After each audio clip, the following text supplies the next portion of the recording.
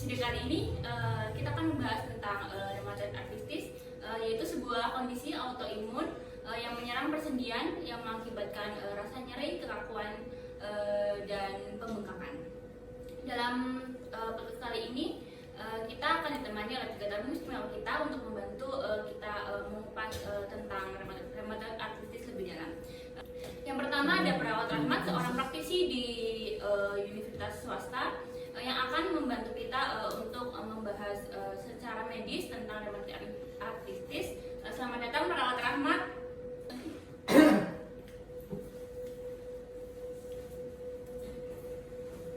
Selanjutnya ada Mawar sebagai penderita rheumatoid arthritis yang akan berbagi pengalamannya setelah terdiagnosis rheumatoid arthritis ini dan berbagi pengalamannya dengan kondisi yang saat ini. Selamat datang Mawar.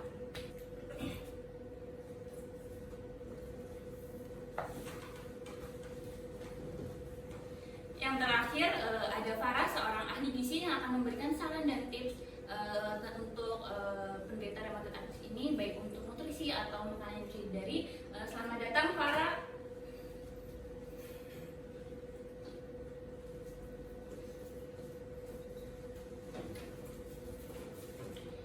Baiklah, mari kita mulai dengan membahas rheumatoid arthritis secara lebih mendalam. Untuk perawat Rahmat, bisakah Anda menjelaskan kepada kami apa itu rheumatoid arthritis, gejala-gejala yang mungkin dialami dan penyebab di balik kondisi ini? Oke, baik. Perkenalkan, saya perawat Rahmat. Saat ini kita akan membahas terkait rheumatoid arthritis atau RA. Nah, RA adalah suatu penyakit autoimun kronis yang terutama menyerang jaringan persendian. Pada RA, sistem kekebalan tubuh secara keliru atau jaringan-jaringan pada tubuh itu menyerang tubuhnya itu sendiri. Ini menyebabkan peradangan hebat yang dapat merusak tulang rawan dan tulang di sekitar sendi.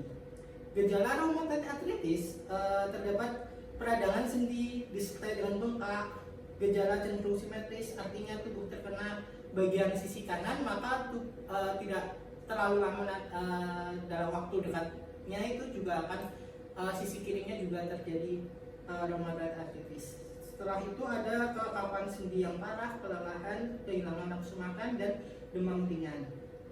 Faktor-faktor pada penyakit rheumatoid arthritis terdapat 3, yaitu faktor genetik, faktor lingkungan, serta adanya faktor autoimun tersendiri. Baik, terima kasih perawat Rahmat atas penjelasannya. Selanjutnya untuk Mawar sebagai penderita rheumatoid arthritis, bisakah Anda berbagi pengalaman Anda saat pertama kali diagnosis dengan kondisi ini dan gejala-gejala yang Anda alami? Pada awalnya itu saya merasakan sakit dan juga kaku di bagian persendian. Namun saya menganggap itu hanya kelelahan biasa. Kemudian untuk beberapa minggu kemudian itu sakitnya itu menyebar di bagian tubuh saya yang lainnya, seperti di tangan, kemudian di lutut, dan juga sampai jari-jari tangan. Nah, untuk gejala awalnya itu pertama pada saat bangun tidur itu saya merasakan persendian saya itu semakin nyeri dan juga semakin bengkak. Akhirnya saya memutuskan untuk ke dokter. Nah, kemudian sampai dokter itu saya melakukan beberapa pemeriksaan seperti pemeriksaan ronsen dan juga pemeriksaan lab darah.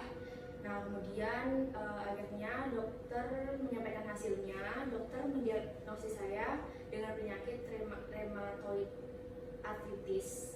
Nah, di situ saya shock dan juga sedih. Saya berpikir, saya takut bahwa nanti kedepannya itu akan mempengaruhi kehidupan saya di masa depan. Baik, terima kasih atas penjelasan dan berbagi pengalaman yang sangat berharga ini. Sekarang mari kita bahas tentang penanganan dan pengobatan untuk RA ini sendiri. Perawat Rahmat, bisakah Anda memberikan gambaran umum tentang opsi pengobatan, baik obat-obatan ataupun terapi non-farmakologis yang tersedia untuk mengelola kondisi ini? Baik, terkait penanganan yang meliputi obat-obatan untuk meredakan peradangan dan menekan aktivitas sistem kekebalan tubuh pada penyakit rheumatoid arthritis itu terdapat obat anti reumatik, modifikasi penyakit DMARDS, dan obat biologis. Selain itu ada juga terapi lain, yaitu dari terapi fisik dibarengi dengan gaya hidup sehat. Baik, terima kasih. Untuk mawar, setelah didiagnosis dengan rheumatoid arthritis ini, upaya dan pengobatan apa saja yang telah Anda lakukan untuk mengelola kondisi ini? Untuk pengobatannya itu jelas saya mengonsumsi obat dari resep dokter. Kemudian saya juga melakukan terapi fisik dan latihan. Untuk latihannya itu saya melakukan latihan aerobik ringan atau senam dan juga latihan yoga untuk mengurangi rasa stres.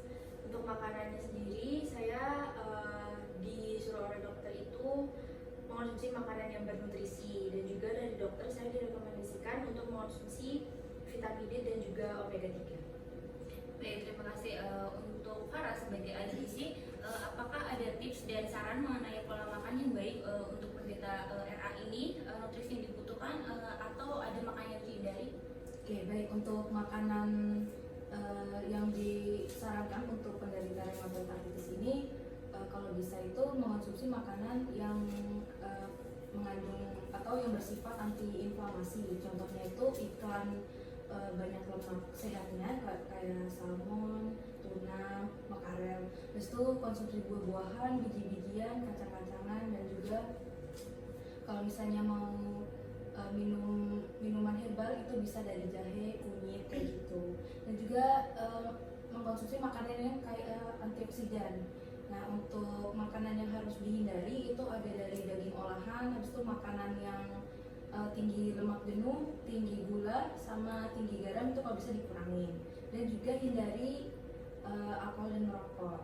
Untuk pola hidupnya tadi kan sudah disebutkan, tadi ada kegiatan aerobik sama yoga ya. Nah, itu juga dilanjutkan saja tidak apa-apa, dan juga kalau bisa tetap menjaga berat badan idealnya, karena semakin menambahnya berat badan kita itu juga akan menambah beban di sendi kita yang mana itu buat menopang tubuh kita gitu. Mungkin dari saya kayak gitu aja. Baik, terima kasih. Baiklah teman-teman sekalian, kita telah mendengar banyak informasi tentang RA ini dalam podcast kali ini. Izinkan saya untuk merangkum beberapa poin penting yang dapat kita ambil, yaitu rheumatoid arthritis adalah kondisi autoimun yang menyerang sendi dan dapat menyebabkan rasa sakit, kekakuan, dan pembengkakan. Untuk gejalanya yaitu bisa demam, kelelahan, kekakuan, dan nyeri pada persendian. Untuk penanganannya bisa menggunakan obat-obatan, terapi fisik, dan perubahan gaya hidup seperti pola makan yang memiliki sifat antiinflamasi dan antioksidan, dan menghindari makanan yang mengandung tinggi garam.